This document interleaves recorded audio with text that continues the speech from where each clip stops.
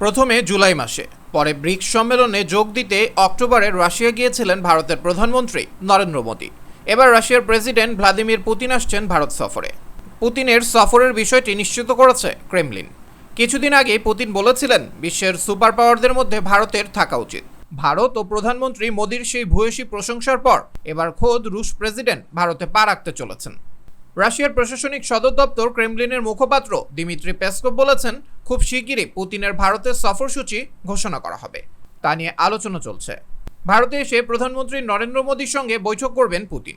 এই সফরে দুদেশের সম্পর্ক আরও মজবুত হবে বলে আশা করা হচ্ছে।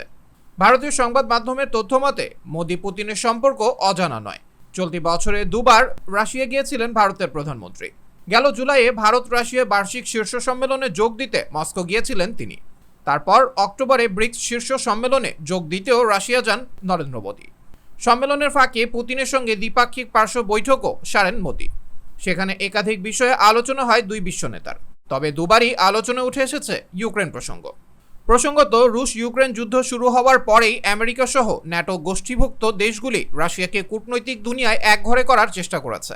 মস্কোর বিরুদ্ধে যুদ্ধাপরাধের অভিযোগ তুলে তাদের ওপর একাধিক অর্থনৈতিক অবরোধও জারি করেছে আমেরিকা। যদিও আমেরিকার বারণ সত্ত্বেও রাশিয়া থেকে অশোধিত তেল কেনা অব্যাহত রেখেছে নয়াদিল্লি। একই সঙ্গে গেল কয়েক মাসে একাধিকবার পুতিন এবং ইউক্রেনের প্রেসিডেন্ট ভলোদিমির জেলেনস্কিকে মোদী যুদ্ধ বন্ধ করে আলোচনায় বসার আহ্বান জানিয়েছেন। আমেরিকার সঙ্গে নিবিড় কৌশলগত সম্পর্ক রাখলেও পুরনো মিত্র রাশিয়ার বিরুদ্ধে যায় সরাসরি এমন কোনো সিদ্ধান্তে সায় দেয়নি ভারত। সেই আবহে এবার ভারতে আসছেন পুতিন। এদিকে গেল বছরের মার্চে আন্তর্জাতিক অপরাধ আদালত পুতিনের বিরুদ্ধে গ্রেফতারি পরোয়ানা জারি করে। 2022 সালের ফেব্রুয়ারি থেকে ইউক্রেনের সঙ্গে রাশিয়ার যুদ্ধ চলেছে। ইউক্রেনের উপর হামলায় যুদ্ধাপরাধের অভিযোগে আইসিসি পুতিনের বিরুদ্ধে গ্রেফতারি পরোয়ানা জারি করে। আইসিসির রোম আইন অনুসারে কোনো ব্যক্তির বিরুদ্ধে আইসিসি গ্রেফতারি পরোয়ানা জারি করলে ওই ব্যক্তি যে দেশে পা রাখবেন সেখানে তাকে গ্রেফতার করতে হবে। আইসিসির সমস্ত সদস্য দেশকে এই নির্দেশ পালন করতে হবে। তবে ভারত অবশ্য আইসিসির সদস্য দেশ নয়। রোম আইনে স্বাক্ষর করেনি নয়াদিল্লি।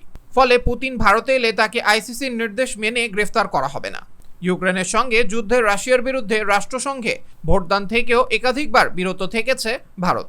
আমেরিকার নেতৃত্বে পশ্চিমী দেশগুলির হুঁশিয়ারি সত্ত্বেও রাশিয়া থেকে তেল কিনেছে ভারত।